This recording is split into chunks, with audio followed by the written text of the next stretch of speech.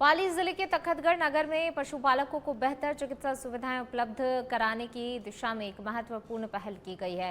रविवार को कैबिनेट मंत्री जौराराम कुमावत ने लगभग 1,50,00,000 रुपए की लागत से बनने वाले बहुउद्देशीय पशु चिकित्सालय भवन का शिलान्यास किया। मंत्री ने कहा, आधुनिक सुविधाओं से युक्त इस भवन के निर्माण से क्षेत्र के पशुपालकों और उनके पशुधन को गुणवत्तापूर्ण उपचार सुविधाएं मिल सकेंगी। उन्होंने बताया, भवन निर्माण पूरा होने तक पशु चिकित्सालय का संचालन हनुमान गली स्थित सामुदायिक भवन से किया जाएगा। मंत्री ने ये भी जानकारी दी कि सुमेरपुर, बाली और तखतगढ़ के पशु चिकित्सालय भवनों के निर्माण के लिए कुल 5 करोड़ रुपए की स्वीकृति दी गई है। कार्यक्रम में विभिन्न विभागों के अधिकारी, जनप्रतिनिधि और बड़ी संख्या में स्थानीय नागरिक मौजूद रहे। गाय के जब संतान होती है तो बछड़े भी होते हैं और बछड़ियां भी होती है।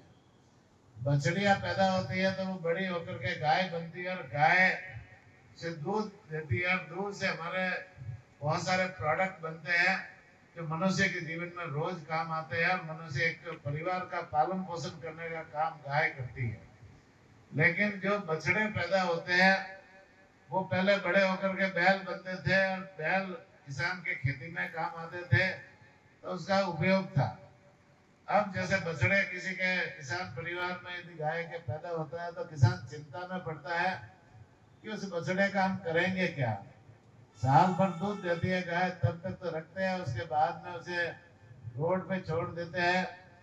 वो गलियों में घूमता है, गंदगी खाता है, मैला खाता है, कचरा खाता है, कई बार किसानों के खेतों में जाकर फसल का भी नुकसान करता है। तो नंदियों को जो बड़े होकर नंदी बनते हैं उनकी संख्या हम कम कैसे करें। वैसे तो हमारी राजस्थान भर में 4,500 के आसपास गौशालाएं चल रही है, उसमें बेहद सारा नंदी और गायों का पालन पोषण गौशालाओं के माध्यम से सरकार करती है। सरकार 1280 करोड़ के आसपास अनुदान गौशाला में चारा पानी और पशु आहार के लिए देती है।